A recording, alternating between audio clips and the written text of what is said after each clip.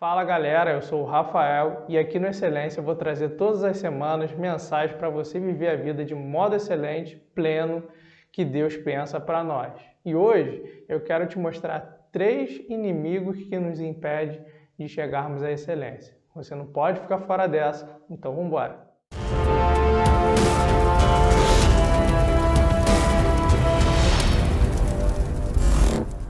Não conheço outra coisa que nos exija mais tempo, mais trabalho duro, mais esforço do que a tarefa de eliminar maus hábitos que nos prendem nas cadeias da mediocridade. Nenhuma águia alça voo altaneiro e sublime de repente, automaticamente. Então, há 3 grandes inimigos que precisam ser identificados, atacados e conquistados se quisermos ter a esperança de atingir e manter a excelência. E esse inimigo é a cobiça, o tradicionalismo e a indiferença apática. Mantenha em mente, contudo, que todos esses adversários da excelência, na maioria das vezes, têm uma morte lenta e dolorosa. Então vamos dar uma olhada de perto na cobiça. A cobiça é definida de maneira prática como um desejo desordenado. A pessoa quer mais e mais. É um desejo excessivo e insatisfeito de possuir as coisas. A pessoa cobiçosa jamais descansa, está sempre perseguindo algo, porque ela sempre quer mais. E essa paixão coloca ela em um cativeiro. A cobiça, ela possui algumas faces. A primeira máscara que a cobiça se utiliza é o dinheiro.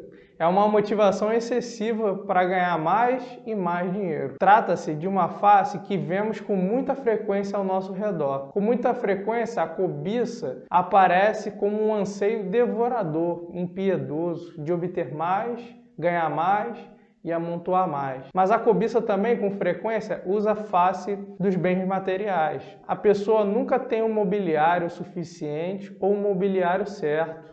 Mesmo que o seu sonho seja alcançado, ela vai ter que ficar desenvolvendo outras vontades para que a pessoa se sinta suprida. E além disso, a cobiça veste-se da máscara da fama. A pessoa tem um desejo intenso de ser mais famosa, de criar um nome para si mesma. Algumas pessoas ficam determinadas a ser estrelas, a estar sobre os holofotes, desejam serem sempre mencionadas ou vistas nos círculos daquilo que elas entendem que são as celebridades. E por último, a cobiça também usa a face do controle. Pessoas assim sempre possuem uma necessidade excessiva de estar sempre no poder de alguma coisa ou de alguém. O grande objetivo da vida de muita gente é manipular seu caminho para o topo através de qualquer escada que conduza ao sucesso, de acordo com a sua escolha. Mas eu quero dizer para você que esse modo horizontal de pensar é um resumo de uma vida medíocre. Priorize as coisas eternas. Priorize Deus e o que Ele prioriza. Porque fazendo assim, você terá satisfação final e satisfação plena. Mas ainda existe um outro inimigo chamado tradicionalismo. E tradicionalismo, já dizia alguém, é a fé morta daqueles que hoje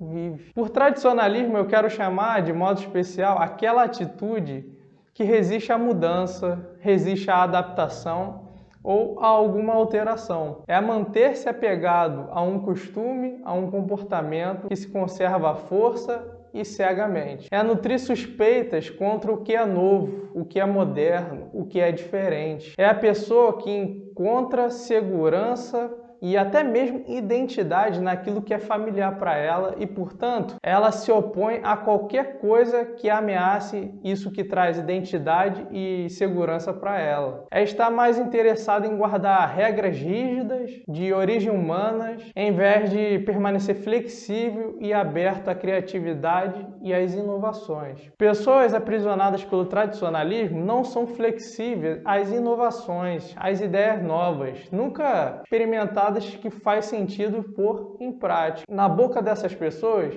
encontram palavras como não vai funcionar, vocês vão ver. Ou dizem assim, vocês estão fora da realidade, vocês deviam fazer assim. E esse assim dessas pessoas é simplesmente a mesmice de sempre que o tradicionalismo quer fazer reinar. Mas eu quero até falar para você que o nosso Deus é um Deus imutável, um Deus que não muda, mas a sua obra é cheia de energia e de dinâmica. Os métodos de Deus são renovados e imprevisivelmente novos. Eu verifico que esse conceito permeia toda a Escritura, do começo ao fim. No Antigo Testamento, por exemplo, vai se falar de um novo cântico, um novo coração, um novo espírito, uma nova aliança e das novas coisas que Deus está fazendo. No Novo Testamento, por exemplo, vai dizer que nós somos chamados de novas criaturas. Em Cristo, todas as coisas se fizeram novas. Somos afiançados de que recebemos um novo nascimento. Somos instruídos a viver segundo um novo mandamento. Somos um povo que tem um novo espírito, vivendo segundo um homem novo. Estamos até esperando novos céus e novas terras. E a última referência está bem perto das últimas páginas, em Apocalipse, no capítulo 21, verso 5. Onde o Senhor vai dizer que Ele fará nova todas as coisas. Então, se você gosta que as coisas permaneçam sempre do mesmo jeito, você vai se sentir terrivelmente constrangido no céu, porque tudo será novo. Deus é Deus de coisas novas. Deus é Deus de mudança e Ele põe flexibilidade em seus métodos. Mas ainda existe um terceiro inimigo chamado indiferença, monotonia. E falando de monotonia, não tenha em mente a falta de atividade, mas é principalmente a falta de propósito. Podemos estar muito ocupados, mas apesar disso entediados, trabalhando simplesmente com indiferença. E a vida se torna repetitiva, sem graça, insignificante. E esse estado é quase hipnótico. Somos sugados para dentro de uma mentalidade indiferente. Para resolvermos isso, nós precisamos nos dirigir para um objetivo e uma perspectiva correta. Fazendo assim, passaremos a entender que Deus tem um controle de cada dia da nossa vida e que Ele nos confiou uma missão, um propósito. Então, aonde você trabalha, por exemplo, o fim disso no seu pensamento vai ser muito mais do que trabalhar para se vestir e alimentar sua família. Você vai olhar aquela realidade como Deus a vê. E você será um agente de mudança naquele local. Isso vai trazer um brilho para a sua vida, um brilho nos seus olhos. Entendendo que Deus é aquele que traz propósito, significado e satisfação plena para a nossa vida, surge a motivação. E diremos como o salmista, que vai dizer assim: apareça a tua obra aos teus servos e a tua glória sobre os seus filhos. Seja sobre nós a graça do Senhor, nosso Deus. Confirma sobre nós as obras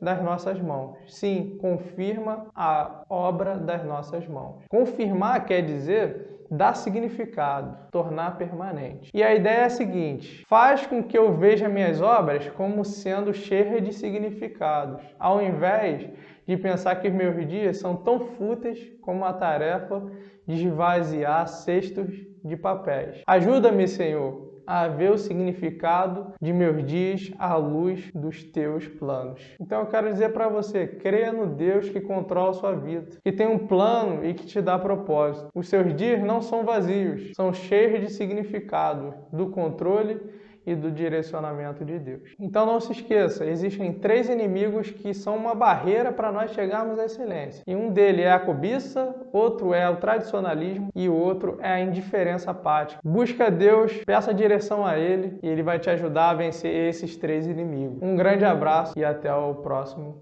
vídeo.